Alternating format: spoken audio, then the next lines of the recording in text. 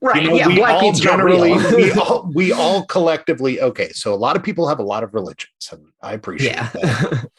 That's a different conversation. Here we're talking about magical fake beings at Christmas that do not exist. Right. So So if someone has a change problem with Black Pete, like, right. because it looks like minstrelry, it's like, yeah, okay, fair. All right. New You know? introducing Purple Pete. You Right. know, Yeah. He's purple now. just right, change it. It's all made He's up. grape None of it's flavored. real. None of He's a it's real. huge So make evil it grape. right. Yeah. Yeah. Well, and I think, I don't know, like, I think with a lot of the problematic part, right, is the blackface. So I just don't do that. It's not that hard.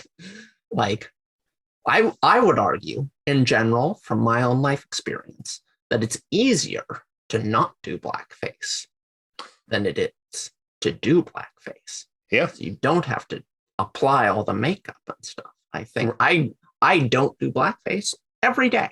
Every day of my life. I really don't do it solely because it's easier. You know, if they came up with a way that I could just like wake up and be like, bam, maybe. Yeah, okay. I'll quote you on that during your 2028 presidential bid. Have you ever seen that segment is going to be played 24/7. Have you ever seen that show Big Mouth? No. It's like a cartoon about kids coming of age on Netflix.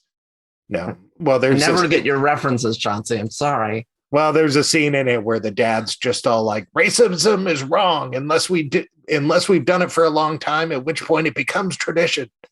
Right. Yeah. Right. Like, and I feel like that's kind of this situation that people don't have enough foresight to see how drastically traditions have changed over the years, even in their own lifetimes. So keep changing it. Yeah, and I think a lot of this is just people in general are very unaware of like history. Mm-hmm. And the stuff that we get taught about like racism, just speaking in the United States here, not even in Europe where I don't really even know what it's like. It's like we learn about slavery and we learn about Jim Crow and we learn then there was Martin Luther King and everything's better now. Right. Yeah, I didn't even learn about Jim Crow, really. Right. So it's like, and if it's like those things are the absolute like tip of the iceberg, they don't teach a lot of stuff, which I would argue is really like crucial for Americans to learn about like COINTELPRO or like in the 50s or like the history of sort of how indentured servitude became slavery, like the roots of racist ideology or like stuff about colonial, like we talk about colonialism, but it's all in a very sort of sterile, like, the Europeans didn't know any better and they killed off all the people in this country or that country, like practically like they arrived. It's always said the Europeans arrived in this place, not like they attacked this place and they like ethnically cleansed its citizens and then enslaved the rest, right? Like it's never. Colonialism is just another way of saying proto-imperialism. So it's I mean, it is imperialism, right? Like it's like the British Empire. It's just kind of like back in the old days when they showed up in wood. It's like. Right. Right. Well, I think in our history books, it's often kind of portrayed as like the British showed up and took over administration of this place. And it's often, honestly, in some history books I read in like 5th grade and stuff, it was kind of like portrayed with the attitude of, and they brought many innovations from Europe, like industrialization, like, the natives didn't know how to govern themselves. And like, it's never shown that like, no, they extracted trillions of dollars in today's dollars of like wealth from these places. They absolutely ransacked every place. For instance, the British popped up. Right. Well, the flip side of this that is getting off is, topic, but is like, if you want the history of how you got to stand in the world that you're currently standing in, the innovation coming in. And so, because some of that's true, I mean, there wasn't a lot of smelting of iron and stuff like that going on. And that's true. It comes in and that's a part of the history. But what you're saying is I totally agree with.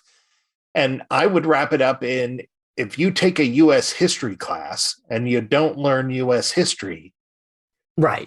You probably need to take another class. How can you teach kids U.S. history without teaching them all of that? So that's my issue. I keep hearing these arguments on the radio, and they're teaching our kids this, that, and the other thing. I'm like, well, if that's true, don't teach them just that, because that too is only half of the story. Right.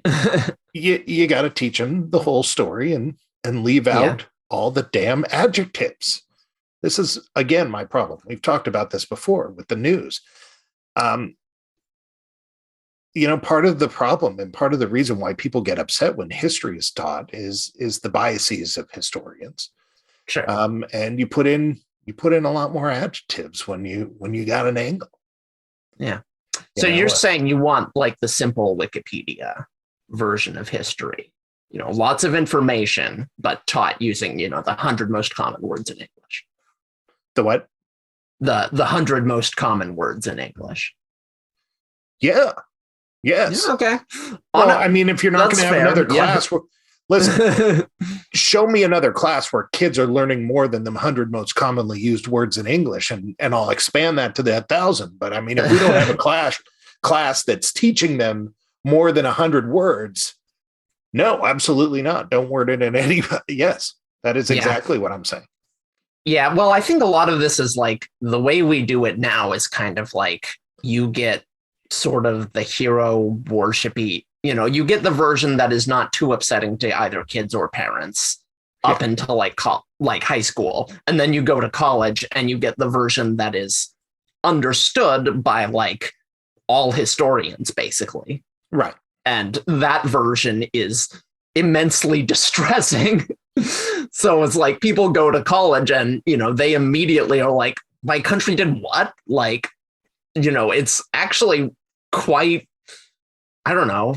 Not everyone who goes to college even like takes humanities classes, but sometimes it can be like, you take these classes and it's like, hold on, the CIA did what thing? Like, oh yeah. So it's, maybe a gentler angle of entry where we just like don't lie to our kids for 14 years or whatever, and then send them to college and be like, hey, none of that was like true. It's this now. And it's like, okay, right. That was not eloquently put, but what I'm saying is, we should maybe get some of these viewpoints in there earlier. But